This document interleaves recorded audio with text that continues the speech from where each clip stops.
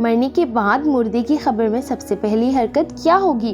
جاننے کے لیے ویڈیو کو آخر تک ضرور دیکھیے گا۔ ویڈیو شروع کرنے سے پہلے اگر آپ نے ہمارے چینل کو سبسکرائب نہیں کیا ہے تو پلیز سبسکرائب کر لیں، ویڈیو کو شیئر ضرور کرنا۔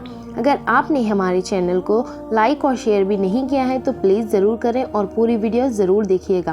عذاب قبر سے مراد برزخ ہونے والے عذاب ہے۔ اسی عذاب کو قبر اسی لیے کہا جاتا ہے کہ عام طور پر میت کو قبر میں ہی دفن کیا جاتا ہے، ورنہ جیسے اللہ تعالیٰ نے عذاب دینے کا ارادہ فرمایا ہے اسی عذاب ضرور ہوگا، چاہے وہ قبر میں دفن ہو یا نہ ہو، خواہ اسے درندوں نے کھا لیا ہو یا اسے جلا کر اس کی خاک ہوا ہو میں اڑا دی گئی۔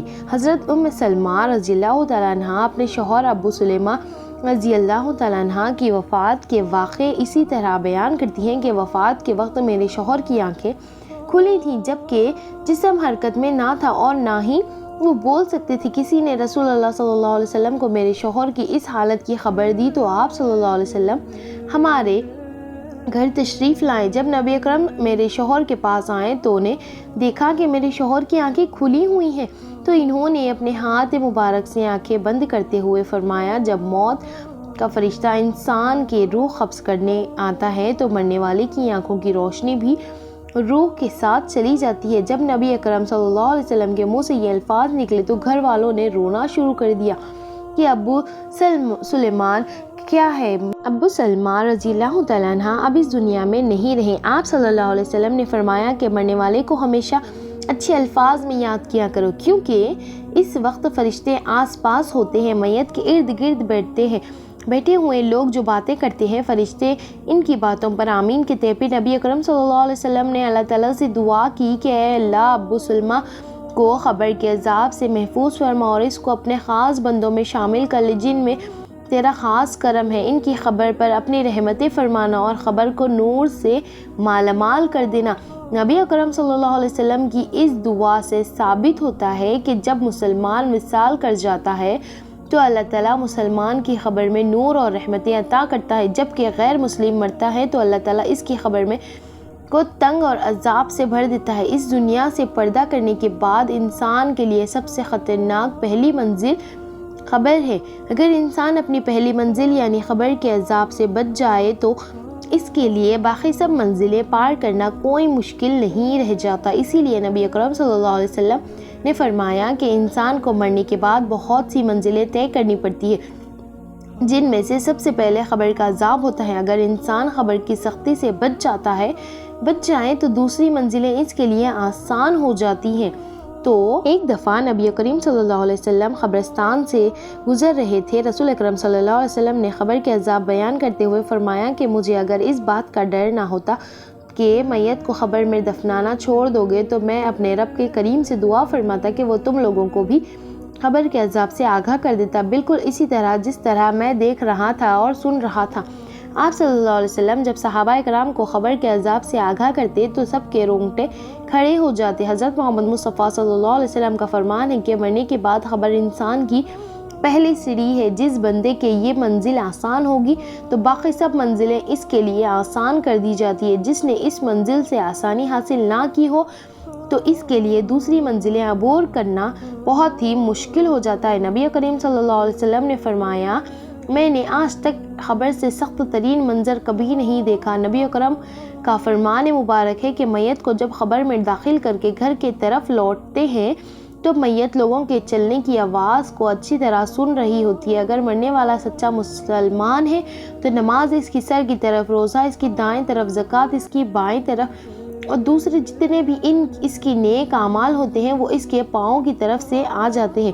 اور جب بھی قبر کا عذاب اس کے پاس آتا ہے تو نماز، روزہ، حج، زکوٰۃ، صدقہ و خیرات اس کے نیک اعمال اس کی حفاظت کرتے ہیں۔ پھر اس سے کہا جاتا ہے کہ بیٹھ جاؤ، چنانچہ وہ بیٹھ جاتا ہے۔ اس کو سورج ایسے دکھائی دیتا ہے جیسے غروب ہونے والا ہو۔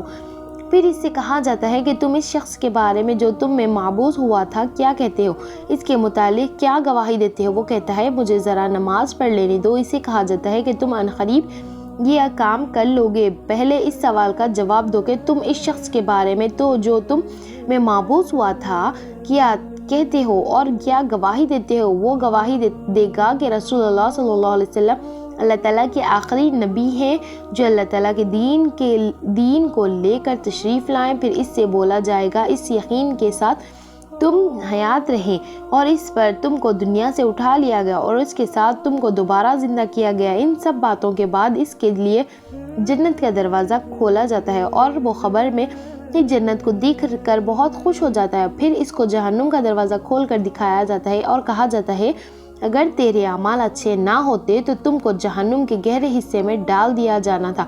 نیک بندے کے خبر کو اللہ تعالیٰ کشکدہ اور نور سے منور فرما دیتا ہے۔ روح کو اعلیٰ قسم کا عطر لگا کر پاکیزہ جگہ پر رکھ دیا جاتا ہے۔ غیر مسلم لوگوں کی خبر میں یہ فرمان ہے کہ جب خبر کا عذاب ان کے جسم پر آتا ہے تو ان کے ارد گرد کوئی بھی نیک اعمال نہیں ہوتے جو ان کی حفاظت کر سکے۔ پھر اس کافر کو حکم دیا جاتا ہے کہ یہاں پر بیٹھ جاؤ تو وہ ڈرتا بیٹھ جاتا ہے۔ اس کو آخری نبی صلی اللہ علیہ وسلم کے بارے میں پوچھا جائے گا، وہ کچھ نہیں بتا سکے گا یہ کون ہے۔ پھر ان کو محمد صلی اللہ علیہ وسلم کے بارے میں بتایا جائے گا تو وہ جواب دے گا کہ میرے علم میں نہیں ہے کہ میں محمد صلی اللہ علیہ وسلم کو کون ہے۔ پھر اس کو فرمایا جائے گا کہ تو دنیا میں غیر مسلم تھا، غیر مسلم مرا اور غیر مسلم ہی دوبارہ زندہ ہوگا۔ پھر اس کو جنت کا دروازہ کھول کر دکھایا جاتا ہے اور کہا جاتا ہے اگر تیرے نیک اعمال ہوتے تو تجھے کو ہمیشہ کے لیے جنت میں گھر مل جانا تھا۔ پھر اس کو وہاں سے جہنم میں لے جایا گیا اور کہا جائے گا کہ تو نے ہمیشہ ہی گناہوں کو پسند کیا، اسی لیے تیرا ٹھکانہ یہ جہنم ہے۔ وہ جہنم کو دیکھ کر حیران ہوگا اور کہے گا کہ کاش میرا بھی نیک اعمال نیک ہوتا اور مجھے جنت میں داخل کر دیا جاتا۔ پھر اللہ تعالیٰ اس کافر کی خبر کی چاروں اطراف کو آپس میں ملا دیتا، اس کی پھسلیاں ریزہ ریزہ ہو جاتی ہیں۔ اللہ تعالیٰ کا فرمان ہے کہ جو بندہ میرے بتائے ہوئے کاموں پر عمل نہیں کرے گا تو میں اس کے لیے خبر کو تنگ کر دوں گا۔ حضرت ابن عمر رضی اللہ تعالیٰ عنہ سے روایت ہے کہ رسول اللہ صلی اللہ علیہ وسلم نے ارشاد فرمایا جب انسان کا انتقال ہو جاتا ہے تو اس پر صبح و شام اس کے ٹھکانہ پیش کیا جاتا ہے۔ اگر وہ اہل جنت میں سے ہے تو وہ جنت والوں کا مقام اور اگر اہل جہنم میں سے ہے تو جہنم والوں کا مقام اس کو دکھایا جاتا ہے۔ پھر کہا جاتا ہے کہ یہ تیرا ٹھکانہ ہے، یہاں تک اللہ تجھ کو قیامت کے دن اٹھائے گا۔ اسی طرح حضرت عائشہ رضی اللہ تعالیٰ عنہ سے روایت ہے کہ ایک یہودی عورت ان کے پاس آئی اور اس نے عذاب قبر کا ذکر کرتے ہوئے حضرت عائشہ رضی اللہ تعالیٰ عنہ کو دعا دی، اللہ تعالیٰ آپ کو عذاب قبر سے بچائے۔ حضرت عائشہ رضی اللہ تعالیٰ عنہ رسول اللہ صلی اللہ علیہ وسلم سے اس بابت سوال کیا کہ کیا واقعی عذاب قبر ہوتا ہے؟ تو رسول اللہ صلی اللہ علیہ وسلم نے فرمایا جی ہاں، عذاب قبر پر حق ہے۔ حضرت عائشہ رضی اللہ تعالیٰ عنہ فرماتی ہیں اسی لیے بعد میں رسول اللہ صلی اللہ علیہ وسلم کو ہمیشہ دیکھ کر ہر نماز میں آپ عذاب قبر سے پناہ مانگتے ہیں۔ حضرت قطع وہ رحمۃ اللہ علیہ فرماتے ہیں کہ عذاب قبر کے 3 حصے ہیں، 1/3 عذاب پیشاب سے نہ بچنے کے سبب، 1/3 غیبت کے سبب اور 1/3 چغل خوری کے سبب ہوتا ہے۔ اللہ تعالیٰ ہمیں خبر کی سختیوں سے اور عذاب سے محفوظ رکھے، ہمیں ہر خبر میں نبی کریم صلی اللہ علیہ وسلم پہچاننا نصیب ہو خبر کے اندر، اور ہمارے گناہوں کو معاف فرمائے۔ جتنا ہو سکے ویڈیو کو شیئر کریں تاکہ ہر مسلمان بندے نیک اعمال کریں، نمازیں پڑھیں 5 وقت کی، جتنا ہو سکے اتنا ویڈیو کو ضرور شیئر کریں۔ میرا سنانا آپ کا سننا اللہ تعالیٰ کی بارگاہ میں قبول اور منظور فرمائے۔ اللہ تعالیٰ ہمیں جہنم کی آگ سے بچائے، اللہ تعالیٰ ہمیں جنت الفردوس میں جگہ عطا فرمائے، آمین ثم آمین۔ اگر آپ لوگ یہ پوری ویڈیو دیکھے ہیں تو آخر میں اللہ تعالیٰ کے ناموں میں سے ایک نام ضرور ٹائپ کریں۔ اللہ حافظ۔